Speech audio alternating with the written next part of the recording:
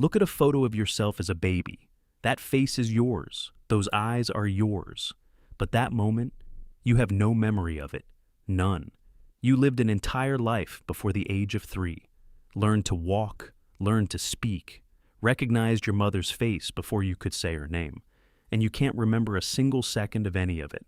For decades, the leading explanation seemed obvious. Your brain wasn't ready yet. Too young, too undeveloped.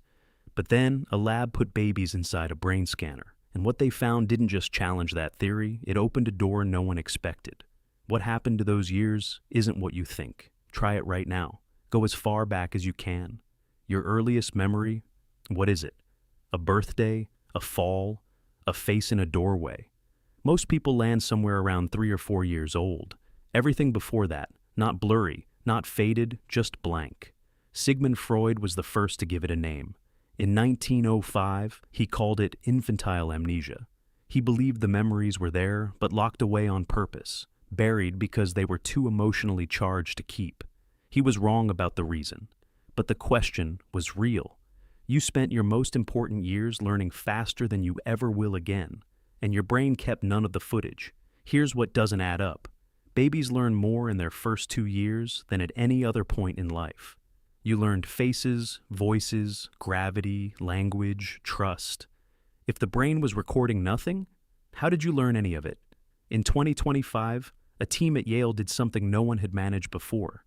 They put babies, some as young as 4 months old, inside an MRI scanner while they were still awake, and they watched their brains form memories in real time.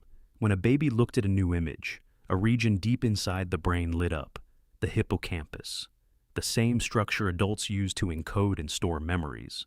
And when that region fired more strongly the first time around, the baby was more likely to recognize the image later.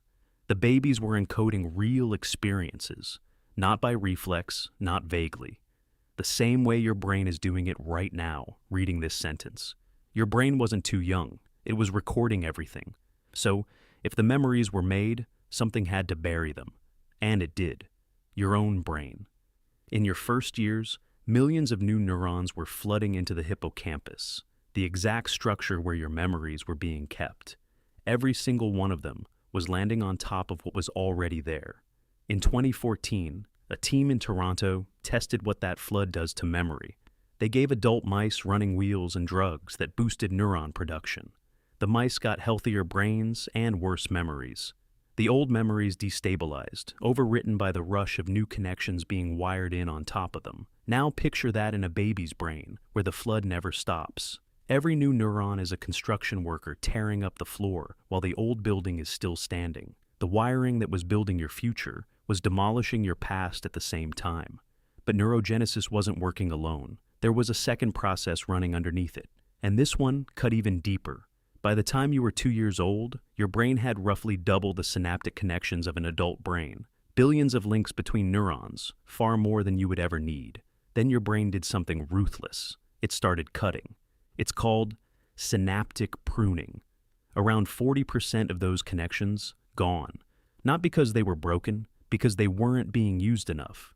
Your brain was shaping itself the way a sculptor shapes stone, not by adding, but by stripping away everything that didn't belong.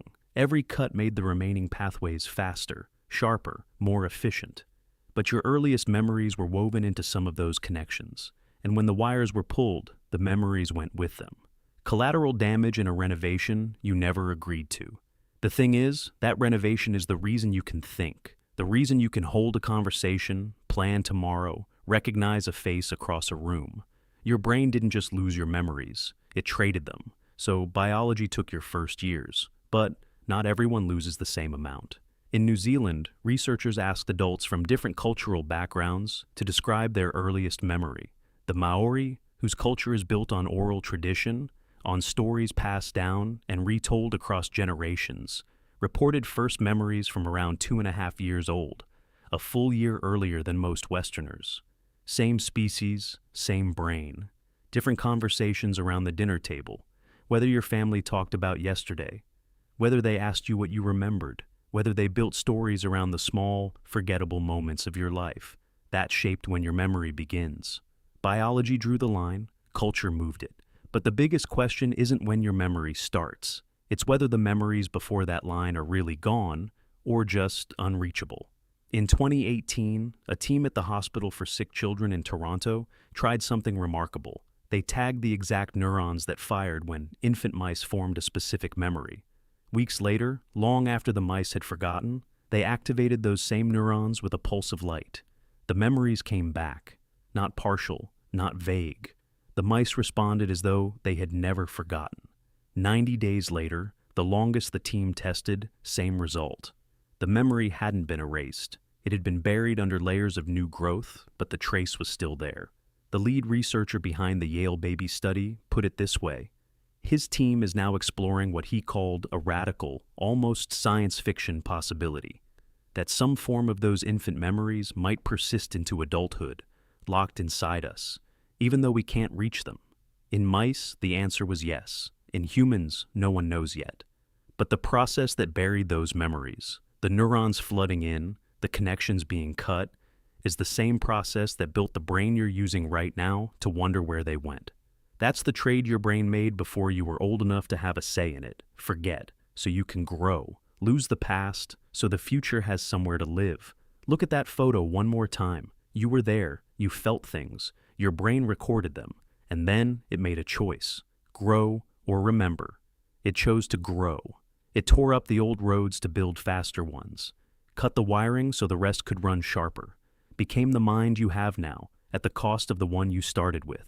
You can't open that door, but it was never empty.